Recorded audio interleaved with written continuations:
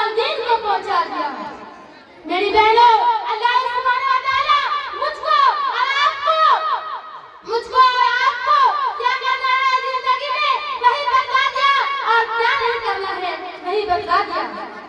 और अल्लाह ने जो चीज करने का हुक्म दे दिया उसको नहीं करने पर क्या होगा ये भी अल्लाह ने कुरान और हदीस में बता दिया। आज का जो मेरा अनुमान है वो अनुमान हमारे इस माशरे में सुलगता हुआ मौजूद है।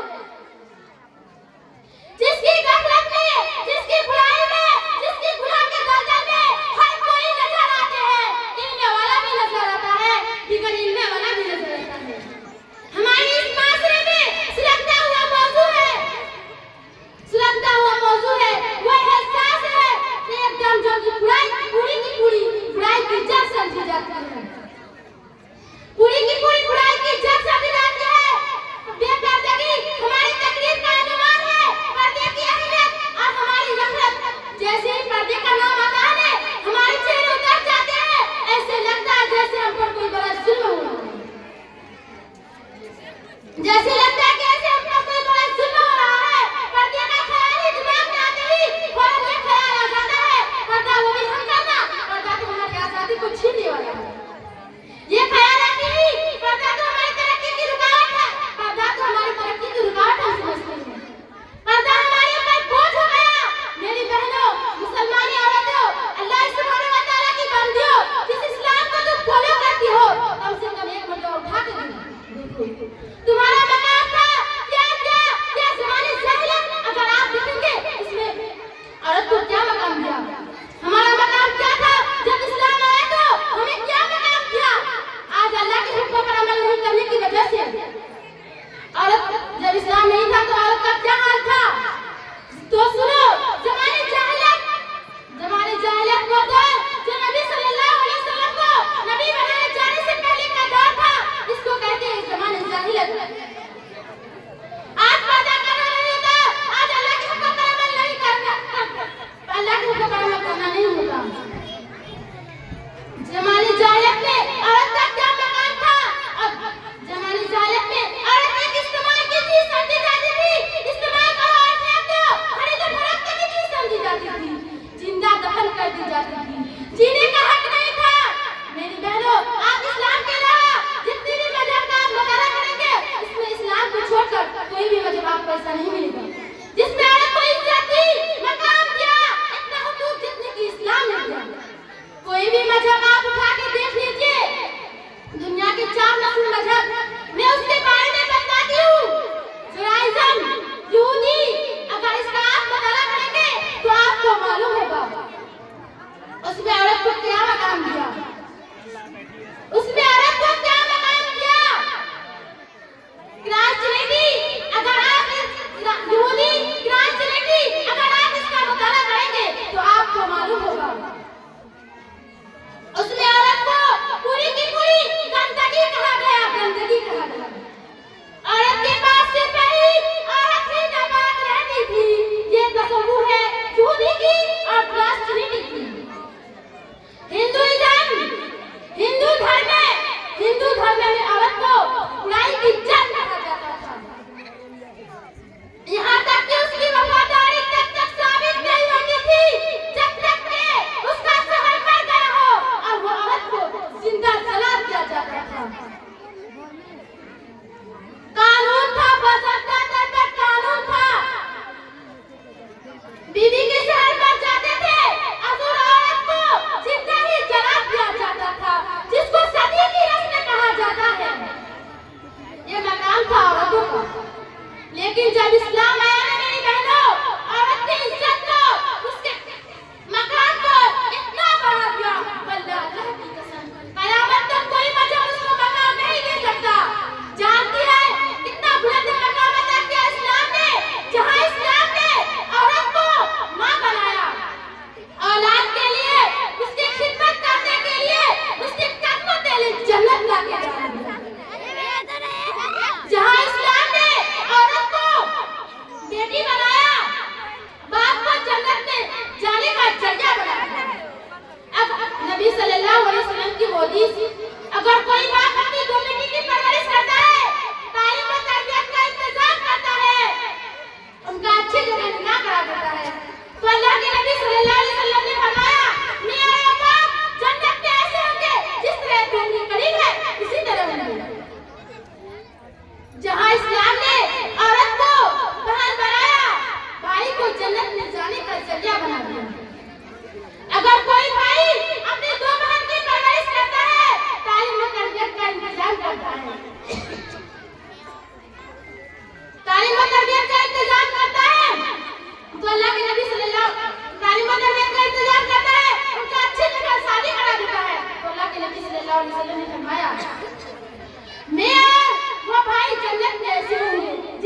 2 उंगली करीब है, इसी तरह है। जहाँ इस्लाम ने औरत को बीवी बनाया, अल्लाहू अकबर, उसको इतना बुलंद मकाम अता किया। मर्द की गवाही बना दिया, अच्छे होने की गवाही औरत को बना दिया। नबी सल्लल्लाहु अलैहि वसल्लम की वो हदीस, अगर कोई बीवी, नबी सल्लल्लाहु अलैहि वसल्लम की वो हदीस कि मर्द अच्छा है, उस रात की गवाही कौन देगी? बीवी देगी, बीवी। अल्लाह ने इतना बुलंद मकाम अता किया, लेकिन आज हमारे मकाम को भूल गई। आज के माहौल और माशरे को देखो तो ऐसा लगता है जैसे वो ज़माने जाहिलियत फिर से लौट गए, फिर से वो ज़माने जाहिलियत फिर से लौट गए। वही बुराइयां, वही ज़िना, वही बेपर्दगी, वही गुनाह के नजर आ रहे हैं। ज़माने जाहिलियत से निकलकर, ज़माने जाहिलियत से निकलकर, ज़माने जाहिलियत के अंधेरे से निकलकर औरत को इस्लाम ने इज्जतों के मकाम के उजाले में लाया और हम वापस वही अंधेरे में जाना चाहते हैं। आज वापस वही अंधेरे में जाना चाहते हैं। इस बात को याद रखना, जिस तरीके से मैं आप नमाज पढ़ना जरूरी समझते हैं या नहीं समझती हो, रोजा रखना, हज करना, अरे वो तो जरूरी है, वो न करे तो कैसा? पर्दा करना, पर्दा न करे तो वो भी चलता, करे भी तो वो भी चलता। जिस तरह अल्लाह का हुक्म नमाज के लिए है, रोजा के लिए है, ज़कात के लिए है, वैसे ही पर्दे का हुक्म है। याद रखो, पर्दा मेरी और आपकी ढाल है। बुराइयों से बचने की ढाल किसको कहते हैं मालूम है? आपके आपके आपके बीच की रुकावट एक पर्दा है। आप जिनाकार है या आप ईमानदारी है, उसके बीच की रुकावट एक पर्दा है। आप बदकार है या मुसलमान औरत या अच्छी औरत, उसके बताने वाले बीच की चीज एक पर्दा है। आज हमको अल्लाह के हुक्म याद नहीं है।